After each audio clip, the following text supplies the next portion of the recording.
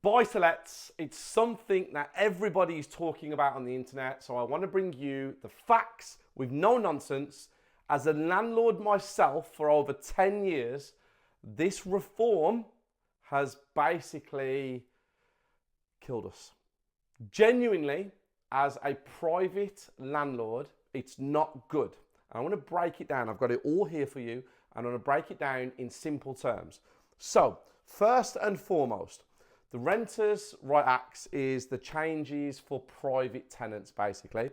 And it came out in April, and by May the 1st, everybody has to be following it. If you've got management companies, estate agents, management companies, people who are handling it on your behalf, they should have informed you of everything that needs to be done, and they will be doing it for you.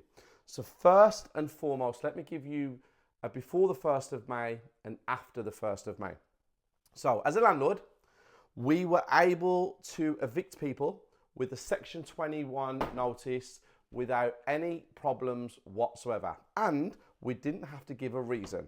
Now, coming to the 1st of May 2026, we will have to give a legal reason to evict with a Section 8 notice. So that's the first change.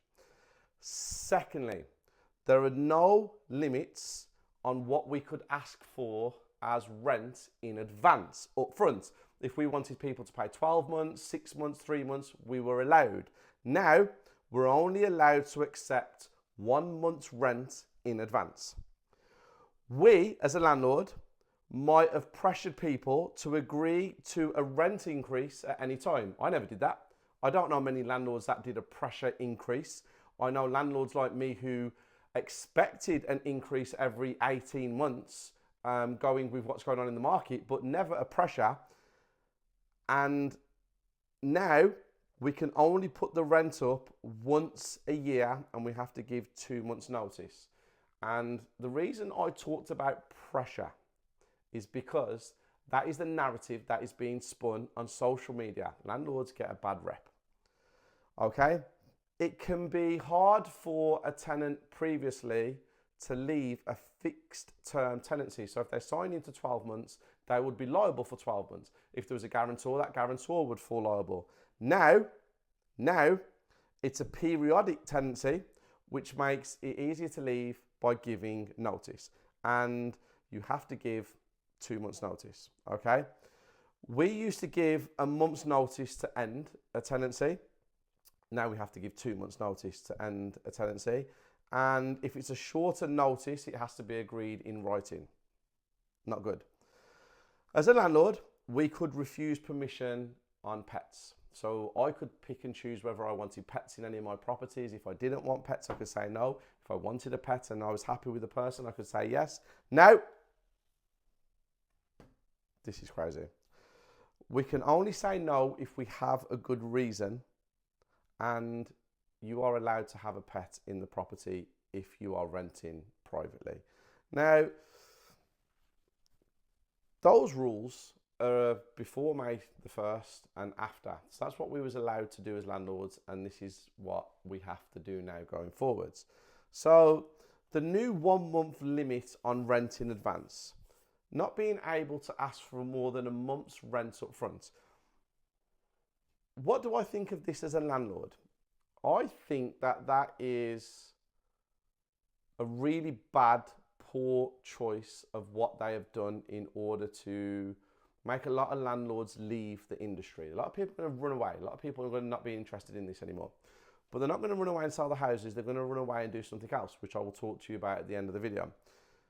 A 3 month deposit, 2 months rent up front and 1 month holding deposit was great. Now it's just 1 month. So make of that what you will, okay? We have no more fixed term tenancies. So AST, assured short hold tenancy, gone, done. It's finished. It's not good. It's not good. There's not a set end date.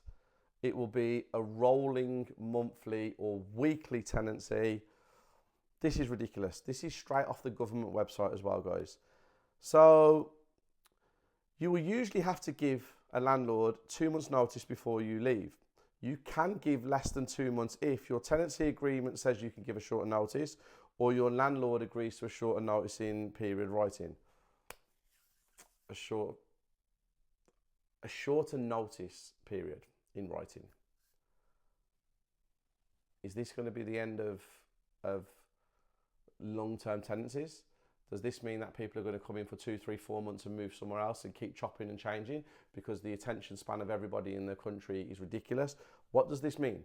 Does this mean that every time I get new tenants after 2, 3, 4 months because people want to leave, I have to pay for references again? I have to pay agent fees, £300 to £700 to get people to move in. 3 times a year is £2,100. The profit from landlords is not as much as most people think. Where does that leave us? The right to ask to keep a pet is crazy because some people just do not want pets in their properties. And I believe that you're supposed to have a choice. Now, you can't. 1st of May, 2026, it's looming. Have you got everything in order? Are you correct? Is your paperwork correct? Have you got your agents and your management companies all in order? Do they have everything sorted? You need to make sure as the landlord. It's a real bad problem when they are squeezing landlords this tight. Now, I've been a landlord for a very long time and I've always been a good landlord. But what I have done now is I am not interested in your standard buy-to-lets anymore. I used to have tenants up and down the country. I'm talking Rhyl, Blackpool, Wigan, Preston, all of Birmingham, Sandwell, Dudley, Northampton, Swansea, Cardiff, the Valleys. I have tenants everywhere, okay? I no longer rent to the private sector. I'm not interested in renting my buy-to-lets to private sectors. I am focusing more on the supported living and the care homes and the government contracts. Now, a lot of you out there will be like, oh, asylum seekers, immigration. No, it's not always asylum seekers and immigration. You have halfway houses. You have emergency accommodation. There's lots and lots of avenues out there. Now, all of the rules that I've just read to you, they do not fall when it comes outside of the private renters sector. So if you are doing housing associations, government contracts, and you are away from the private world, all the rules for these new rights do not apply to you. They're not involved. So exempt accommodation, don't matter. Housing association contracts, doesn't matter. If you go into halfway houses and emergency accommodation, you don't follow these rules. What do you guys think of that?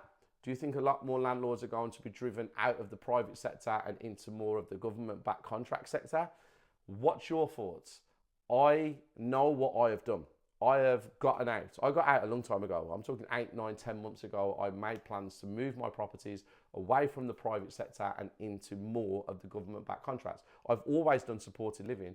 I just started to explore different avenues because I don't want to be tied down to these rules where it will cost. And I think if you guys take a look at it, are buy-to-lets dead? No. Buy-to-lets are far from dead. They're just now more due diligence is key, and also pivoting to go towards where the money actually is. A lot of the councils, especially Birmingham City Council, have no properties. They have no stock. They're actually now going out to landlords like me and renting properties directly from me at a higher rate. Make it make sense. It doesn't make sense. Why have they sold off everything in order to pay more money to get them from people like me? It's a cycle that they move around every 3, 4, 5, 6 years just to make sure everybody stays on their toes, and it squeezes out the novices, basically. It squeezes out everybody that shouldn't be there, and it keeps the professional landlords still ticking by, and we know what we need to do. So that's my little breakdown on it. I think that you need to make a choice. I think you need to weigh up all your options. You need to understand what you're doing it for. Are you looking for retirement pots and all you're trying to do is pay off your buy-to-let, so by the time you're 65, they're all paid off and you can go on and live your life at 65 years old, living out your dreams, what's left of them? Are you trying to make really good cash flow right now so you can quit your jobs or, buy what you want to buy, go where you want to go and do what you want to do? It's all down to what you want to do. But my advice to you guys is Buy-to-lets are not dead. You just need to pivot away from the private market because it's too squeezed, it's not good, it's all in their favour. And as a landlord myself, I will no longer be renting to private tenants. That's me. So I hope you found this video useful. Now, I am back with my videos on YouTube regularly. If you guys want to see something, let me know if you want me to break something down. And you know what? I actually feel like I need to become the voice of the property world on social media. So many people out there doing YouTube videos and educators and everybody else. I've been doing this over 10 years. I have a great portfolio. I have been through the most horrendous times in property world and business and life, and I've also been through the great times. So I'm somebody who actually can give a genuine, valid opinion, okay? So what about if I said to you, we can go through, there's my Zoom list, we can actually go through YouTube, UK property, and you guys can actually tell me what you want me to break down. Let you in on a little secret here. Do you ever see this guy who says the property gurus are full of shit? He's quite interesting. Tell me what you think of him. But if we go UK property and we look here, guys, we have a few videos. So we have the British Home Group. We have, a lot of the British Home Group. We have Samuel Leeds. We have Peter Explains Property, which is quite interesting. He's quite good. We have the Property Hub, which is quite happy. We have Jamie York, and then obviously Samuel Leeds again. So that's when you type in UK property. Do you want me to break down some of these videos? Do you want me to give you my opinion on what information they're giving out? Do you want me to break down some video that you've seen on Property For You and give my opinion on whether it's good information, bad information, whether they're doing it correctly? You tell me. I think that I need to become, actually, you know what? I know I need to become the property voice of the social media world, and I need to be the one that makes the decisions on whether these videos are good or bad.